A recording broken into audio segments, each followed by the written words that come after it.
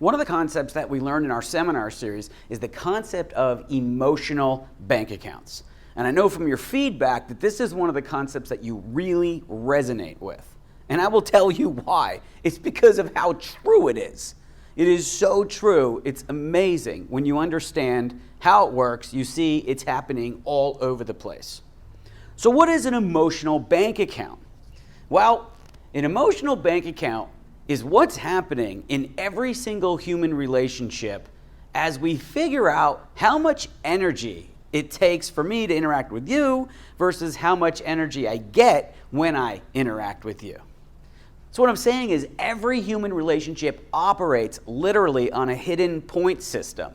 We keep track of how much energy it takes for me to interact with you versus how much I get when you interact with me. And that, in essence, is the functionality of an emotional bank account. But to really see how it works and to really get it, I want to tell you a story so you can kind of understand this more. So we all understand the concept of a checking account. I mean, hardly any of us write checks anymore, but we have our check cards or whatever it might be. And so, if you go to a store, let's say you go to Best Buy or some electronics store and you want to buy the latest computer or the latest TV, right? Like these curved ones that are driving me nuts because I just bought the flat screen a couple years ago. And now I got to get the curved one, you know what I mean? Why can't I just enjoy what I have? Anyway, the point is that I want to go buy this television and I only have, let's say, $1,000 in the bank and the TV is $7,000 or some ridiculous amount. So I go to swipe my card. Do I get the TV? No. The answer is no. There's not enough money in the bank. However, on the other hand, which is more the case, let's say that I have $100,000 in the bank. I don't. But if I had a $100,000 bank, I swipe the card and now I get the TV. Why do I get the TV? Because the TV only cost me $7,000. There's enough to cover it. So that's the basic concept. You have to have enough in the bank to buy something. We get that, no problem. But how does that work in human relationships? The way it works in human relationships is if you want a favor from someone, if you ask something of someone, that costs a certain amount of money, right? Maybe that costs 1,000 units. And if you only have 500 units in the bank account with them, you're probably not going to get them to do it. Or it might be done very begrudgingly, right? So on the other hand, if it takes 1,000 units to get this favor done, and you have 100,000 units with this person, a friend or whatnot, it's going to be no problem to have it done. So I like to tell this story to kind of anchor it. I call my friend John and I say to him, listen, John, I got to move my furniture tomorrow. And, I don't have a lot of time to get the U-Haul truck, so I kind of need your truck. Can I borrow it tomorrow morning?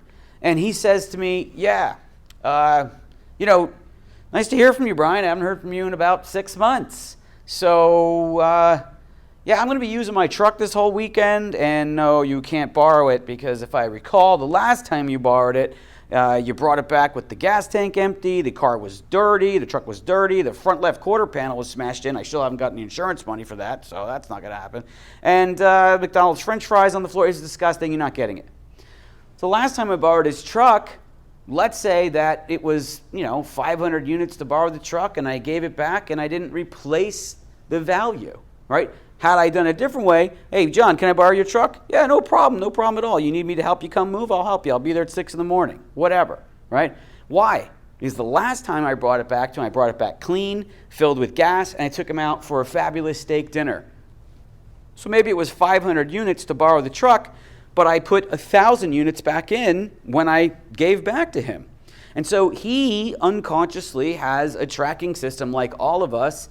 How does it feel to interact with Brian? Is it a net positive or is it a net negative? And if it's a net negative, he's not going to want to interact with me. But if it's a net positive, he's going to want to interact with me. All right, I get that. I see that in personal relationships. But how does it operate in business? Here's how it operates in business. If you're a manager and you have an employee and you need them to accomplish something for you, or you ask them to accomplish something, or you want to help them have a breakthrough in their performance, you're requesting something of them, even though they're supposed to do it because it's their job description and they're getting paid for it. That doesn't matter. You're not going to get a high level of performance. You're not going to get someone to alter their behavior and become better at what they do without you having enough in the bank to sort of cover that request or that favor, whatever it might be that you're asking them. Okay, what's the point? The point is that a leader, a person of influence, is always looking for ways to make a deposit in the emotional bank account of an employee. Every time you make a deposit, your balance with them goes up. So when you say to them, listen, this isn't going so well, we really need to take a look at this and see what we can alter, that feeling that they have about, oh gosh, I really don't want to have to deal with this, it's going to be a lot easier for them to say, okay, I get it. Why? Because it's a withdrawal to start working with them on this whatever issue it is, but you have so much in the bank with them, they're willing to give it a shot. And that kind of ties into the experience of trust as well. When you have a high emotional bank account with someone, there's more trust there.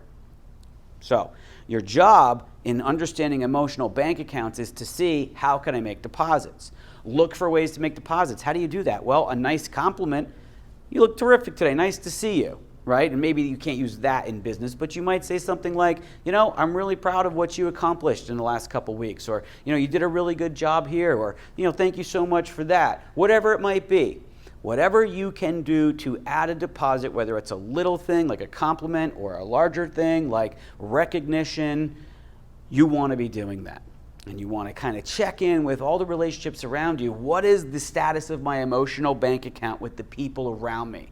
Because high emotional bank accounts give me more power to get things done. And that, at the end of the day, is what you have to do.